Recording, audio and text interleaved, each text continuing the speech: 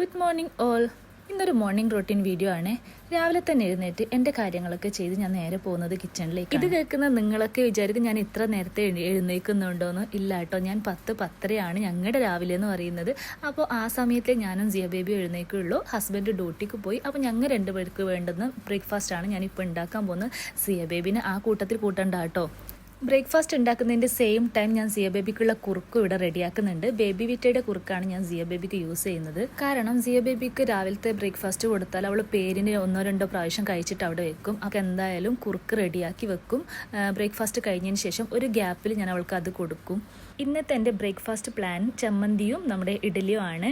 Actually ഈ പാത്രം ഞാൻ ഇത്തവണ വെക്കേഷനിൽ പോയപ്പോൾ ആഗ്രഹിച്ച് വാങ്ങിയ പാത്രമാണ്.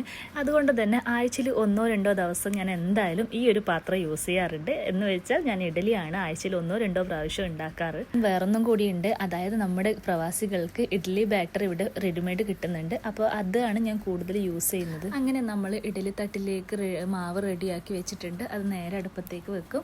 അതിന് ആ ഒരു ഗ്യാപ്പിൽ നമ്മൾ ചായ ഉണ്ടാക്കുന്നുണ്ട്. ആക്ച്വലി ഞാനൊരു ചായപ്രാന്തിയാണ്. ചായ ഒരു തരത്തിലും എനിക്ക് വിട്ടുവീഴ്ച ചെയ്യാൻ പറ്റാത്തൊരു സാധനമാണ്. എന്നെപ്പോലെ ആരെങ്കിലും ചായപ്രാന്തന്മാരുണ്ടെങ്കിൽ ഒന്ന് കമൻറ്റ് ചെയ്യണേ.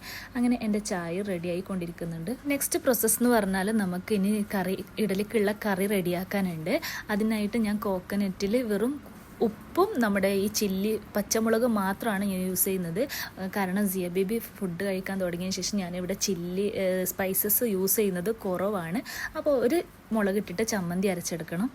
ഈ ഒരു ഗ്യാപ്പിൽ ഞാൻ സിയ ബേബിക്ക് എന്തെങ്കിലും പാത്രത്തിലാക്കിയിട്ട് അവളുടെ കയ്യിൽ കൊടുക്കും.